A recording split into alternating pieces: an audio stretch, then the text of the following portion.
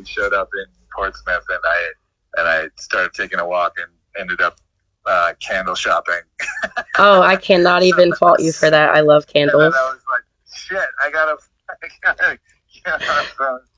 so sorry about that. It's candle season. You have to have a nice like, fall candle. Exactly. How you doing? I'm great. How are you? I'm good. We had a very short drive last night. Some of these drives on this tour have been really long, but today was an hour. So. Oh, okay. That's probably pleasant. Yeah, Seems we like were like on the West Coast. It was like 14-hour drives and stuff between night after night shows. It was pretty. oh, that would be exhausting. Yeah, pretty Oh, brutal. jeez.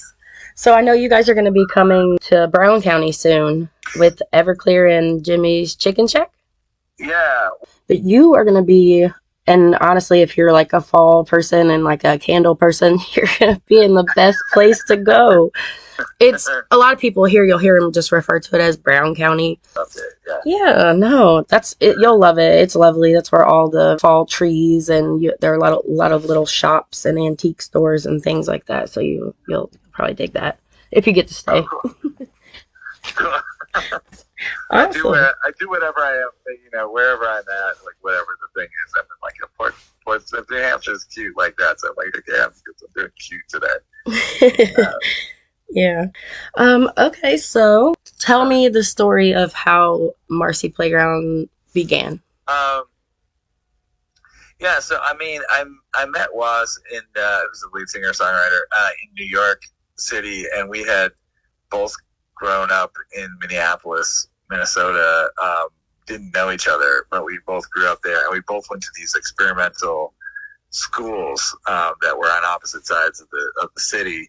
That were called open schools, and everybody that came from those schools, it was like an experimental public school that they were trying out in the 70s, and then in the 80s Reagan came in and killed that whole program, or just defunded it. And so anyway, everybody we knew growing up, having then had to go to regular schools where you sit in rows and like there's grades and stuff like that. We didn't have any of that at the time we went to high school, and like so when we went to high school in these regular schools, it was kind of a shock for us. We were all like little hippie kids, so for him, that sort of reflected this sort of whimsical like longing for childhood and stuff like that is in a lot of his writing. And it was just there in me and most of the people that I knew that went to those schools. So when we met, he had already been writing this music, and I'm a musician. I was studying to be a musician and such too. So when we met we just sort of clicked. We felt like we were from the same place. We had the same kind of weird upbringing where you call your teachers by their first names, and you like shit that's kind of like normal now. In some places, like they would call progressive. Like back then in the 70s, it was like radical. It was like like that you sit in a circle and you don't get grades, and you call your teacher by their first name and stuff like that.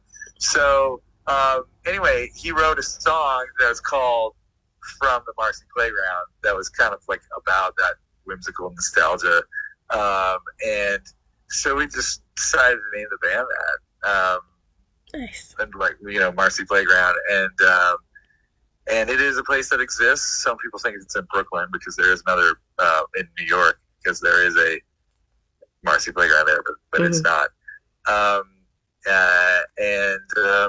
So we formed a band. He had already written a lot of songs that were on the first record, and we just started getting in bands and driving around, because at the time New York in the mid 90s was like just oversaturated with bands. But I mean, it was great. Like, but if you went to any given rock club, and I'm talking about tiny rock clubs, and they were everywhere, they would. This is not an exaggeration. They would have like 10 bands on the bill, and it was just one band after another. Pretty much the whole audience that filled these small rooms were just the other bands. And and their gear. And so we were playing those, but it wasn't really a place for like genuine fans to just like build a fan base. So we started traveling out of New York, and going down south a lot of times, down to the Winston-Salem part of North Carolina, and Raleigh area, and we started building a fan base down there a lot of times, and then driving back. So that was the early stages. Nice. By the time the second album came along, you also got to be a little more involved, and you did like the backup vocals and things as well. Yeah. I was involved in the first record also. But the difference was like the first record was we got signed after I got in the band, and then so a lot of it was a demo. Was like a demo that Woz had made with various musicians. But then we also filled out like the second part of, like half the record once we got signed. So by the time the second record came around and like we had a hit and we traveled, the world really solid for like a year and a half. By the time we went into the studio, we had all this other music.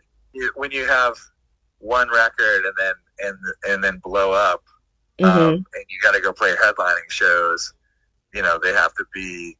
We were already playing headlining shows for like nobody, but they still have to be, an hour and a half long at least. And so we started playing all these other tunes that weren't on anything, and people that were following us around pre-social media, whatever, they would follow us around because they wanted to hear these songs that weren't recorded,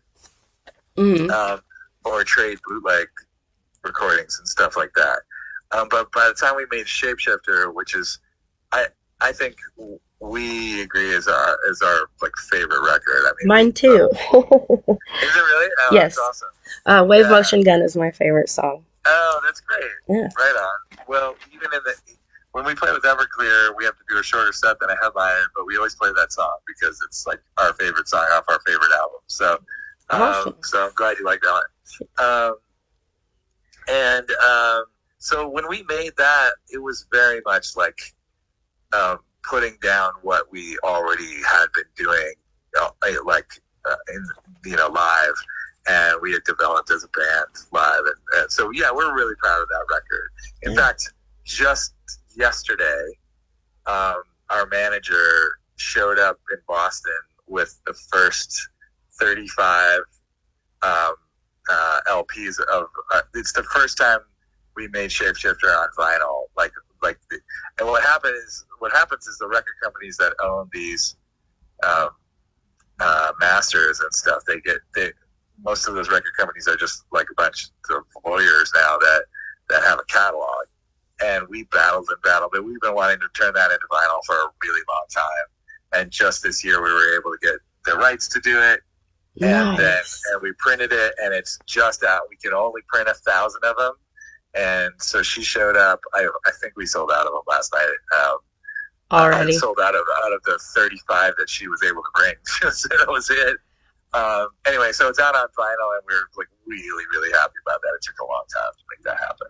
That is amazing. I'll have to look for that for sure. I'll have to be on that one. Yeah. Hopefully we'll have some left by the time we get to Indiana.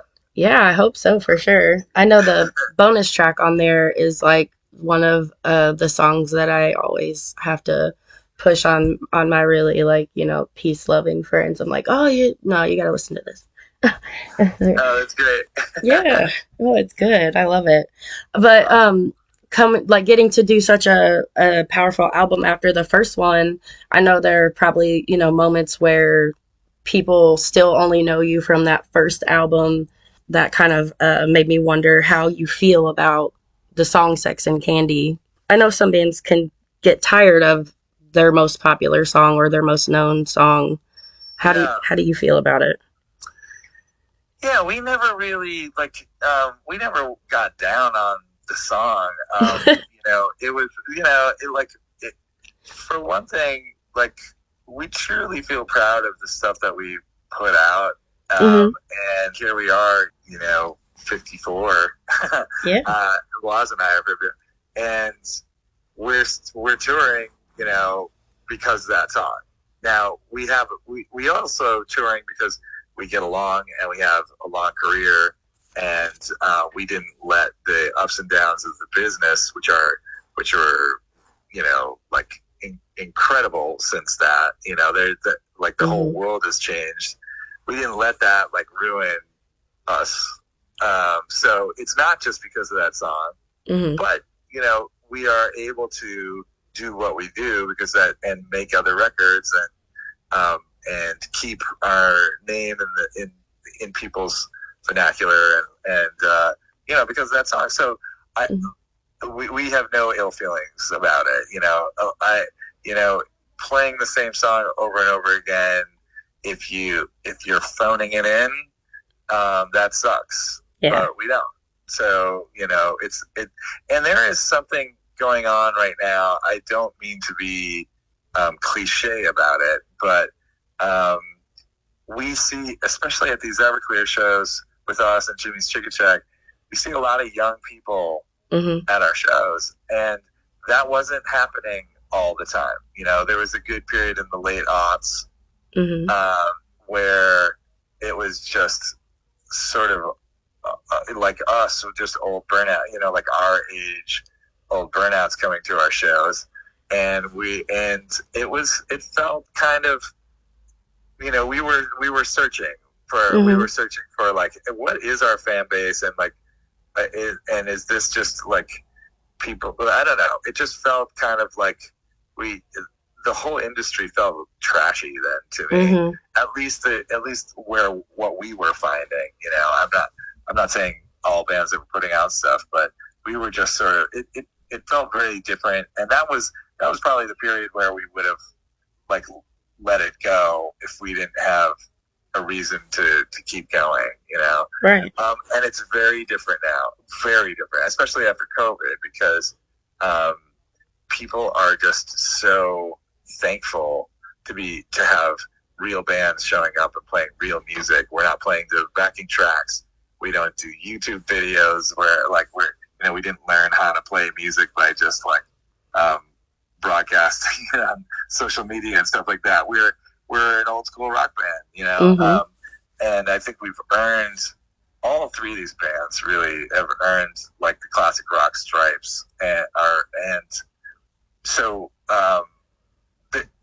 like the song itself is just like a catalyst for keeping these things around. If we need to be coupled, if our name needs to be coupled with that song in perpetuity, so be it, you know. I saw you guys when you did the fair, and you guys, that was, I thought it was the sweetest thing ever, by the way, that you helped that kid propose to that girl. So sweet. Oh, that's sweet. It was really nice. But I saw you guys then, and I could see kind of that with your crowd, as far as, you know, it being kind of like just us older, you know, like I think now though you're seeing our kids, right? You were talking about with like the way that music is received and how it's streamed, and things are different now. Definitely. It always leads me to asking musicians and entertainers what they think is in store for the future of music and entertainment.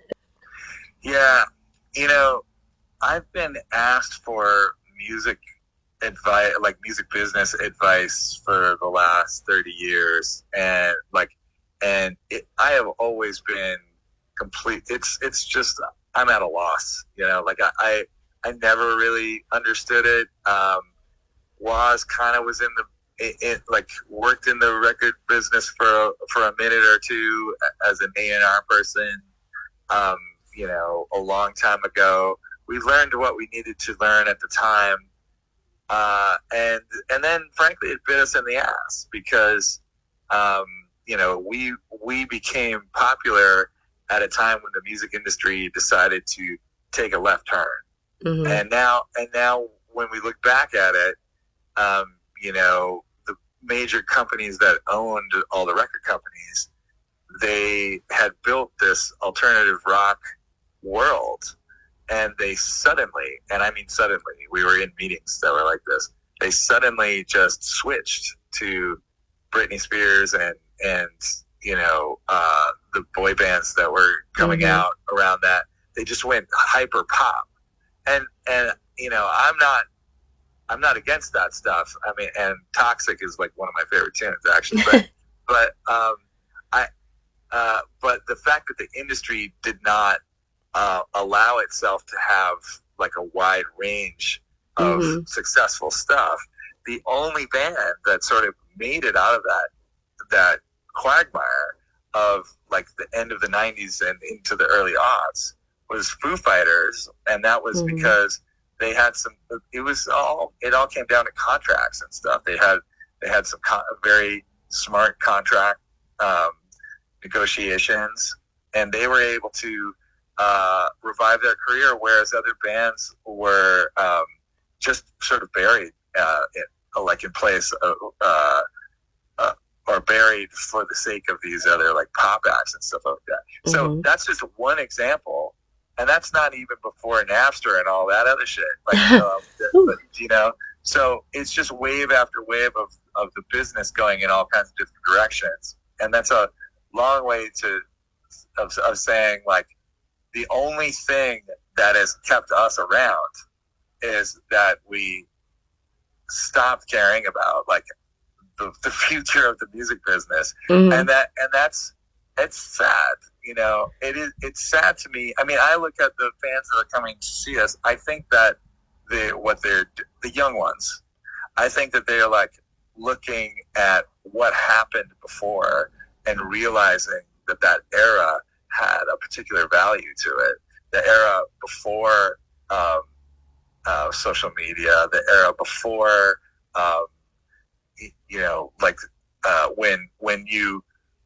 when you had a hit song, people had to go buy an entire album in order to hear that song, right?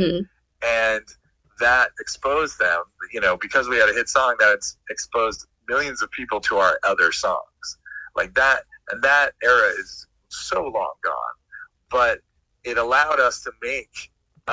We didn't have to make hit after hit after hit. We could make a whole album, and there could be some other artistic value songs we knew were never going to be on the radio,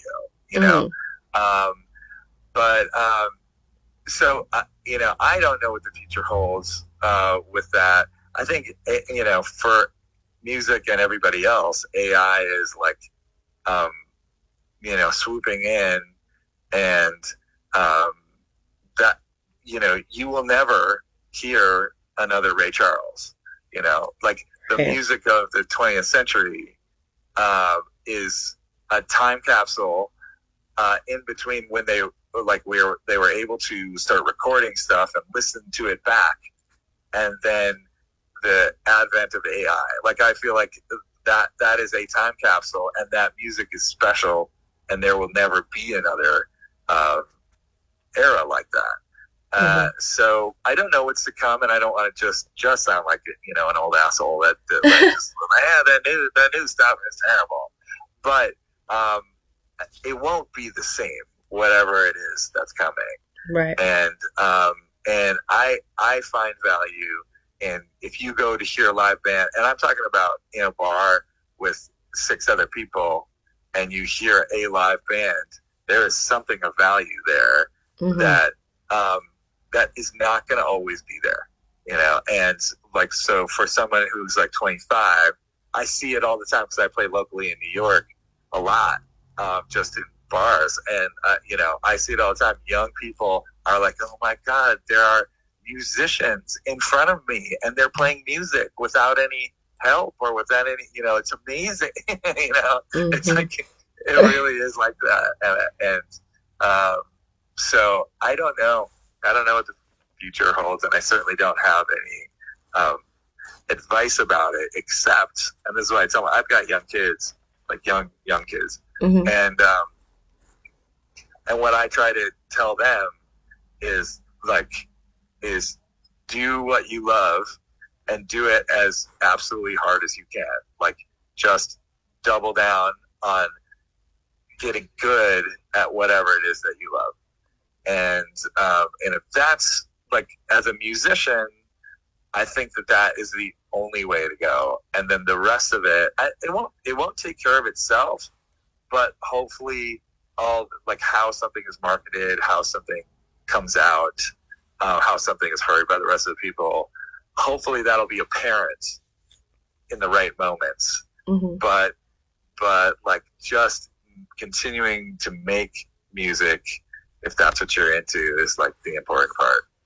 Absolutely. Well, I do appreciate that you came at least with some advice for future musicians, so it's fine. Yeah. You said you didn't have any, but you did. Yeah, I'm afraid it has nothing to do with the business part of it. That's okay.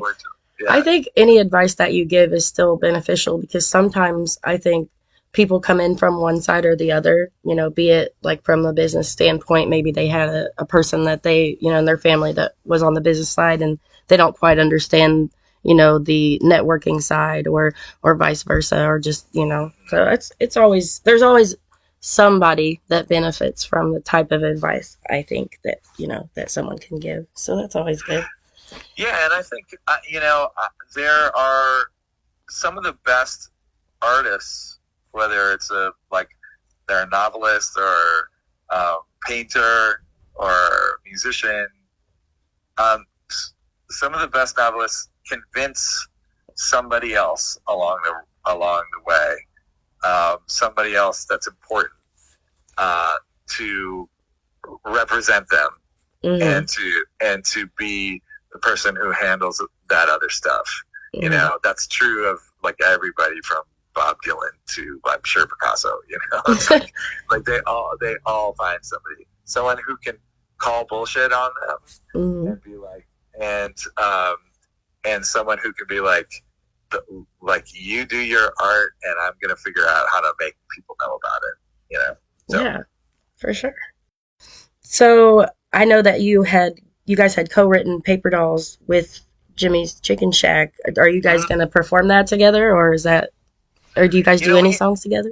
We haven't been playing that song. I brought it up to Waz like right before the tour, and Jimmy, and they were like, "Oh yeah, that's a good idea," but nobody else has talked about it since. I think we should do it. Mm-hmm. Jimmy's been getting up and singing Sherry Fraser. I was going to ask about that next.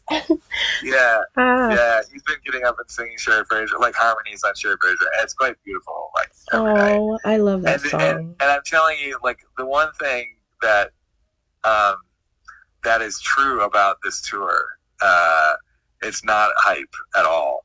Mm-hmm.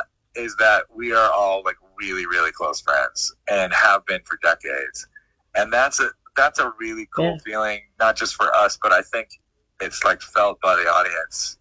Like mm-hmm. we've known Jimmy and Art from Everclear for mm-hmm. 30 years, and they're just really close buds. Jimmy's one of my favorite people in the world, and he's an incredible painter and just nice. Like a positive attitude, just a positive guy. Like he's amazing.